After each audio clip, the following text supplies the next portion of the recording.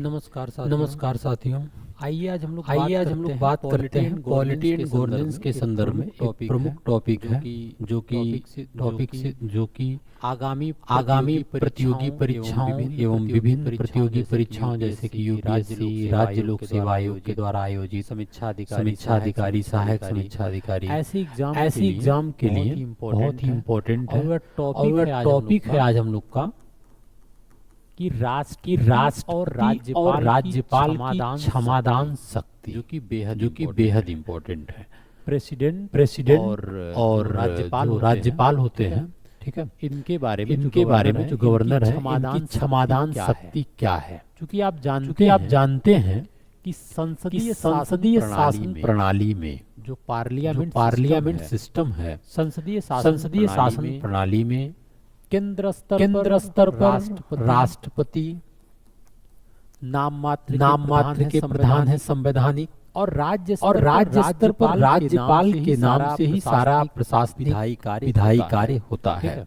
ठीक है, तो इस संदर्भ में ये बातें जानना इम्पोर्टेंट है कि राष्ट्रपति और राज्यपाल के संदर्भ में क्या है क्षमादान की शक्ति। ठीक है, क्योंकि आप जानते हैं कि भारत में राष्ट्रपति और राज्यपालों की क्षमादान शक्ति देश के कानूनी और संवैधानिक ढांचे का एक महत्वपूर्ण पहलू है। ये बात आपको पता है कि जो भारत में प्रेसिडेंट और गवर्नर के पास जो क्षमादान की शक्ति है, ठीक है, ये बात आप जानते हैं कि यह देश के कानूनी और संवैधानिक ढांचे का एक महत्वपूर्ण पहलू है। कुछ विशेष मामलों में राहत प्रदान करके जहां एक और क्षमादान शक्तियों के द्वारा न्यायिक प्रक्रिया में हुई कुछ त्रुटियों को सुधारने का प्रयास भी किया जाता है। ये बात आप इम्पोर्टेंट समझेंगे, क्योंकि जो न्यायिक प्रक्रिया है, जो न्याय की व्यवस्था है भारत में, इसी न्याय व्यवस्था को बेहतर बनाने के लिए संविधान में क्षमादान की शक्ति राष्ट्रपति, केंद्र स्तर पर, राज्य स्तर पर राज्यपाल को दिया गया है। ठीक है, तो कुछ न्यायिक व्यवस्था में जो कुछ त्रुटियां हैं उसको सुधारने के लिए व्यवस्था इम्पोर्टेंट है। दूसरी ओर शासन में दया और मानवीयता को भी बढ़ावा मिलता है।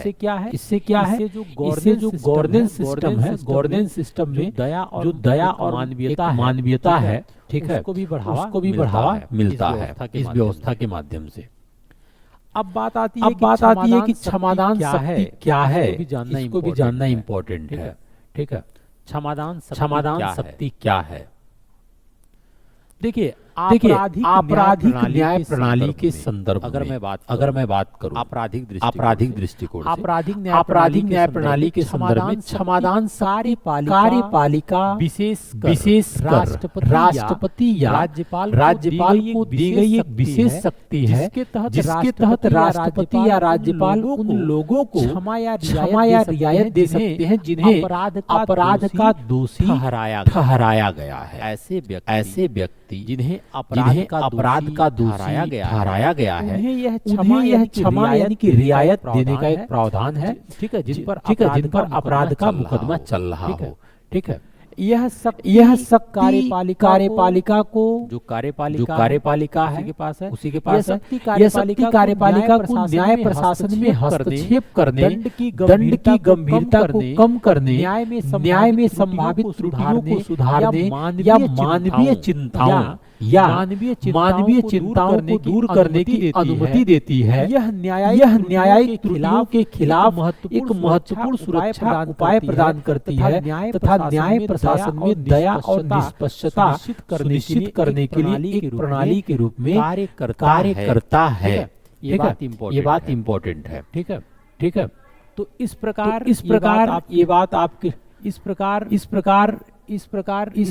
इसके लिए ये इम्पोर्टेंट है कि भारत में जो न्याय व्यवस्था है, अगर उसमें क्षमादान की शक्ति है, तो क्षमादान की शक्ति में आप देखेंगे कि यह न्यायिक त्रुटियों के खिलाफ एक महत्वपूर्ण सुरक्षा उपाय प्रदान करता है और न्याय प्रशासन में दया और निष्पक्षता को सुनिश्चित करने के लिए प्रणाली के रूप में कार्य करता है। तो यूपीएससी ऐसे कॉन्सेप्ट से जरूर क्वेश्चन बनाता है। तो आप इस बात को बिल्कुल समझने का प्रयास करें कि ये क्षमादान की शक्ति कितना महत्वपूर्ण है। ठीक है, दूसरी बात क्या है वही बात फिर जैसे कि आप जानते हैं कि भारत में क्षमादान शक्ति का उद्देश्य क्या है? उद्देश्य वही है कि कानून के संचालन में किसी भी न्यायिक त्रुटि को सुधारना और उस सजा से राहत देना जिसे राष्ट्रपति या राज्यपाल अनावश्यक रूप से अत्यधिक कठोर मानते हैं। कभी-कभी न्यायिक त्रुटियां तो हो ही जाती है, ठीक है। ऐसे विचारधाराओं के संदर्भ में अब मैं बात कर रहा हूँ कि भारत में क्षमादान शक्ति से संवैधानिक प्रावधान क्या है। भारत में क्षमादान शक्ति से संवैधानिक प्रावधान क्या क्या है, अब उस पर हम चर्चा करने का प्रयास कर रहे हैं, ठीक है। देखिए अनुच्छेद 72 यानी कि 72 आर्टिकल 72 राष्ट्रपति के संदर्भ में क्षमादान की शक्ति रखता है। आर्टिकल 72 जो है राष्ट्रपति के संदर्भ में क्षमादान की शक्ति रखता है, क्योंकि भारतीय संविधान का अनुच्छेद 72 भारत के राष्ट्रपति की क्षमादान की शक्ति प्रावधान करता है। उसी प्रकार आर्टिकल 161 अनुच्छेद 161 राज्यपाल की क्षमादान शक्ति का प्रावधान करता है। अनुच्छेद 161 जो है राज्यपाल की क्षमादान शक्ति का प्रावधान करता है, ठीक है। तो ये है क्षमादान शक्ति का संवैधानिक प्रावधान, ठीक है। अन्य बातों पे आते हैं, ठीक है। देखिए भारत में राष्ट्रपति की जो क्षमादान शक्ति है उसमें क्या क्या विशेषताएं हैं उस पे भी हम लोग चर्चा करेंगे। फिर उसके बाद पुनः जो राज्यपाल के पास क्या क्षमादान शक्ति है उस पर भी चर्चा करेंगे, ठीक है।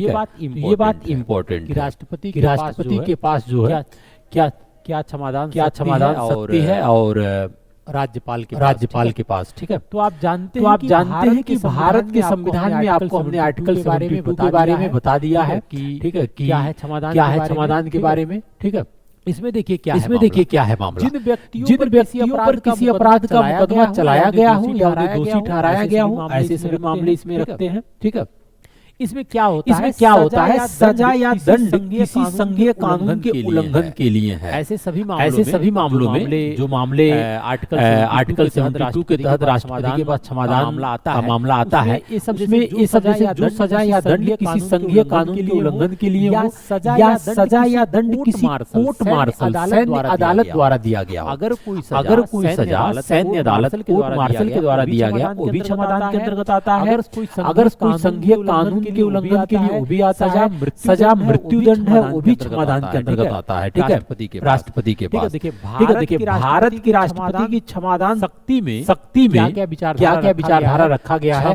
क्षमा, लघुकरण, परिहार, विराम या प्रविलंबन देने की शक्ति शामिल है, ठीक है। भारत की राष्ट्रपति के पास क्षमादान देने की शक्ति रखा गया है। उसमें आप देखेंगे क्या क्या बात किया गया, क्षमा देने का प्रावधान किया गया है। लघुकरण यानी कि क्षमा का मतलब क्या है कि भारत के राष्ट्रपति द्वारा किसी अपराधी को क्षमा देने से यानी कि वह जो दोष सिद्धि है दोनों समाप्त हो जाती है। अगर भारत के राष्ट्रपति उसको क्षमा कर देते हैं तो जो भी उसके ऊपर अपराध का एक दोष लगा है वो समाप्त हो जाता है। यानी कि यह दोषी को सभी सजाओं, दंडों और अयोग्यताओं से पूरी तरह से मुक्त कर देता है जो क्षमा है, ठीक है। जैसे लघुकरण अब लघुकरण में क्या होता है? लघुकरण का अर्थ होता है सजा की प्रकृति को बदलना।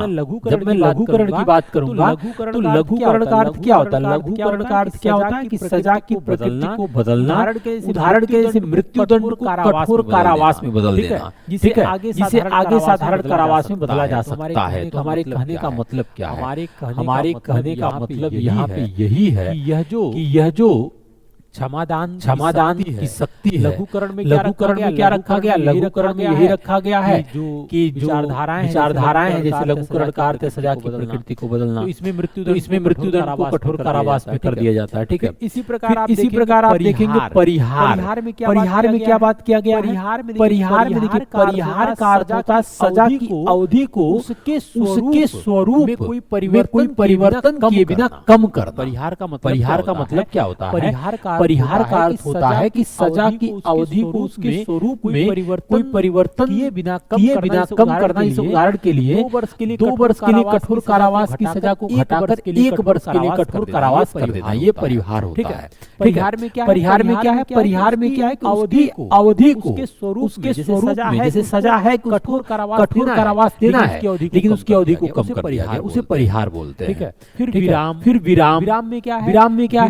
विराम का अर्थ है कि किसी विशेष परिस्थिति के कारण, विराम का अर्थ क्या है?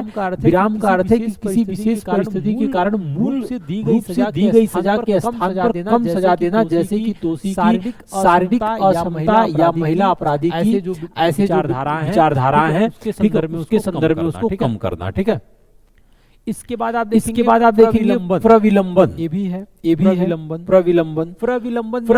में आप देखेंगे क्या विचारधारा? प्रविलंबन का अर्थ है किसी सजा को कुछ समय के लिए टालने की प्रक्रिया। सबसे पहले तो आप शब्दों का एक शाब्दिक अर्थ समझें। प्रविलंबन का अर्थ क्या होता है कि किसी सजा को प्रविलंबन का अर्थ होता है कि किसी सजा को कुछ समय के लिए टालने की प्रक्रिया, ताकि दोषी को राष्ट्रपति से क्षमा या दंड परिवर्तन की मांग करने का समय मिल सके। प्रविलंबन में ये होता है। ठीक है। अब बात आती है ये तो हो गया राष्ट्रपति के पास। अब मामला आता है राज्यपाल की क्षमादान शक्ति। आप जानते हैं राज्यपाल की क्षमादान शक्ति संविधान के अनुच्छेद 161 में है। ठीक है।